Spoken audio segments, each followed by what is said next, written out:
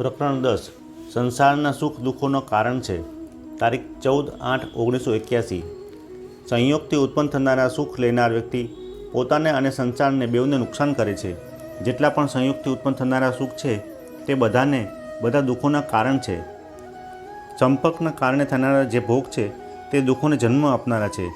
સુખ ભોગવનારો પોતાના માટે તેમ સંસારને માટે પણ દુઃખોનું કારણ બને છે. એટલે કે બધાને દુઃખ દે છે, બધાની હિંસા કરે છે. આ કારણ છે કે સંસારનો સુખભોગ હિંસા વિના થતો નથી, પરંતુ જે બધા સ્થળે પરમાત્માને જુએ છે તે પોતાને કારણે બીજાની હિંસા નહીં કરે. બધે જ સ્થળે સમસ્થિતિમાં રહેલા ઈશ્વરને જે જુએ છે તે પોતાનાથી પોતાની હિંસા કરતો નથી અને પછી પરમ ગતિને પામે છે. બધે સ્થળે પરમાત્માને જોનારો એક વિશેષ પ્રકારના આનંદમાં સ્થિતિ કરી રહે છે. એ આનંદ હિંસા વિનાનો છે, કારણ કે આનંદ એ સુખ પોતાનું સ્વરૂપ છે. જીવ ઈશ્વરનો અંશ અને અવિનાશી છે. ચેતન નિર્મળ છે, સ્વાભાવિક રીતે જ સુખોનો ગેજ છે. સંસારનું સુખ ભોગવનારી વ્યક્તિ જોઈને બીજાના મનમાં દુઃખ થાય છે. પોતાની પાસે પણ એવું સુખ ન હોવાને કારણે બીજાની હૈયામાં બળતરા થાય છે, દુઃખ થાય છે. તેથી બીજાના દુઃખનું કારણ બનનારું સુખ ભોગવનાર વ્યક્તિ હિંસા કરનારી થઈ. હવે કોઈ કહે કે જીવનમુક્ત મહાત્મા હોય અને એની પાસે સંસારના સુખની સામગ્રી પણ હોય તો એને જોઈને પણ બીજાને દુઃખ બળતરા થાય છે. પરંતુ વાસ્તવમાં મહાત્મા બીજાઓનું દુઃખનું કારણ બનતા નથી. કારણ એ છે કે જીવનમુક્ત મહાત્મા સંસારના સુખનો ભોગ કરતા નથી. એની દૃષ્ટિમાં સંસારના બધા જ સુખ દુઃખરૂપ જ બની રહે છે. સારા સારનો વિવેક કરનારા સાધકને બધું જ દુઃખ જ છે. એટલે એની દૃષ્ટિમાં સંસારના સુખ છે જ નહીં. એ તો પોતાનામાં જ પોતાનાથી સુખી રહે છે. એનું સુખ પરમાત્માને લાગતું છે. જે દુઃખી થઈ રહ્યા છે એમનું પણ સ્વરૂપ સુખરૂપ જ છે, પરંતુ એઓ પોતાને પોતિકા સુખથી વિમુખ થઈને દુઃખ પામી રહેલા છે. જે એઓ પણ સંસારના સુખોથી વિમુખ થઈને પોતાના સુખરૂપ સ્વરૂપમાં આવી રહે તો બેઉ સુખી જ છે. આ સુખના ભાગલા વાટા પડતા નથી.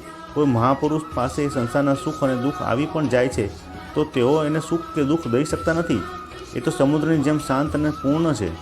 જેમ બધા પાણી આવીને સમુદ્રમાં પ્રવેશ કરે છે છતાં સમુદ્ર પોતાની મર્યાદામાં જ રહે છે, તે જ પ્રમાણે સંસારની બધી કામનાઓ જેમાં આવી રહે છે તેવા સંસારના બધા સુખ આવ્યા છતાં પણ જીવનમુક્ત મહાપુરુષ પોતાની મર્યાદામાં જ આવી રહે છે, શાંત રહે છે. પરંતુ ભોગોની કામનાવાળો પુરુષ કદી સુખી થતો નથી. ભોગ નથી હોતા ત્યારે એઓના અભાવથી દુઃખી થાય છે, અને ભોગ આવે છે ત્યારે અભિમાન કરીને દુઃખ પામે છે. ઉદાહરણ તરીકે દરાદની બીમારીમાં ખુજલી અને બળતરા બેઉ થાય છે. ખુજલી સારી લાગે છે અને બળતરા બુરી લાગે છે. એ પ્રમાણે સંસારના ભોગ મળવાથી જે સુખ થાય છે તે પણ એક પ્રકારની પીડા જ છે. જીવનમુક્ત મહાત્માને કેટલાય પદાર્થ મળે છે છતાં એ શાંત રહે છે, અને પદાર્થ ન મળે ત્યારે પણ શાંત રહે છે. એની શાંતિ પદાર્થોને વશ નથી. એ તો સાધન અવસ્થામાં પણ સિદ્ધિ અસિદ્ધિમાં સમાન રહે છે, તો પછી સિદ્ધ અવસ્થામાં તો સમાન હશે જ.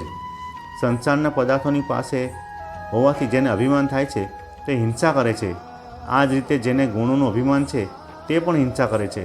ગુણ તો આવજા કરનારા છે, એઓને કારણે અભિમાન કરે છે. તો જેમની પાસે ગુણો નથી તેમના મનમાં બળતરા પેદા કરે છે, કારણ કે એઓ કોઈથી ઓછા તો નથી. બધા પરમાત્માના અંશ છે, તેથી સ્વરૂપથી સમાન છે. આવજા કરનારા પદાર્થોથી પોતાને સુખી માનવા એ ભૂલ છે. જે પોતાને મોટો અને બીજાઓને હલકો સમજીને બીજાનો તિરસ્કાર કરે છે તે પણ હિંસા કરે છે. બીજાના કરતાં પોતાનામાં વિશેષતાનો અનુભવ કરવો એ પણ ભોગ છે, અને એનાથી બીજાની હિંસા થાય છે. માન મહત્તાનું સુખ ભોગવવાવાળો પણ હિંસા કરે છે, કારણ કે પોતાને માન મહત્તાને યોગ્ય સમજીને અભિમાન કરે છે અને બીજાઓને અયોગ્ય સમજીને એનો તિરસ્કાર કરે છે. એ વિચારે છે કે જો બીજાની મહત્તા થઈ ગઈ તો મારી મહત્તાને આઘાત થશે. આ જ પ્રમાણે કામ ધંધો ન કરનારો મનુષ્ય આળસનું સુખ લે છે તો બીજા કહે છે કે અમે તો મહેનત કરીએ છીએ અને આ તો આરામથી બેઠો બેઠો માલ ખાય છે, તો આ પણ હિંસા છે. આમ સંસારના સુખ ભોગવનાર વ્યક્તિ પોતે તો દુઃખ પામે જ છે અને બીજાઓને પણ દુઃખી કરે છે.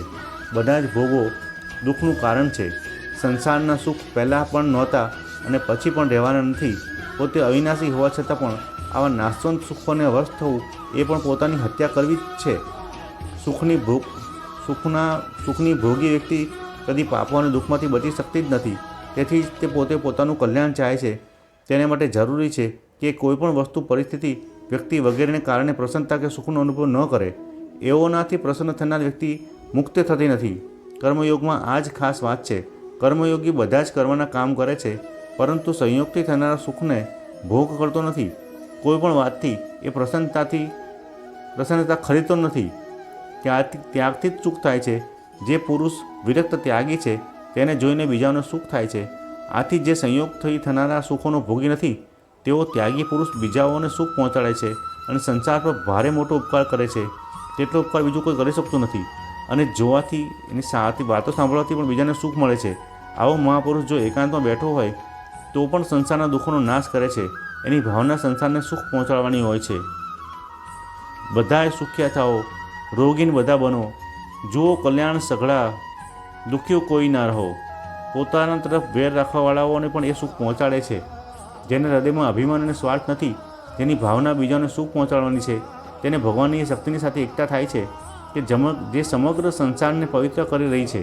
એટલે કે ભગવાને કરેલો ઉપકાર એના ઉપર છે અને એણે કરેલો ઉપકાર ભગવાન ઉપર છે.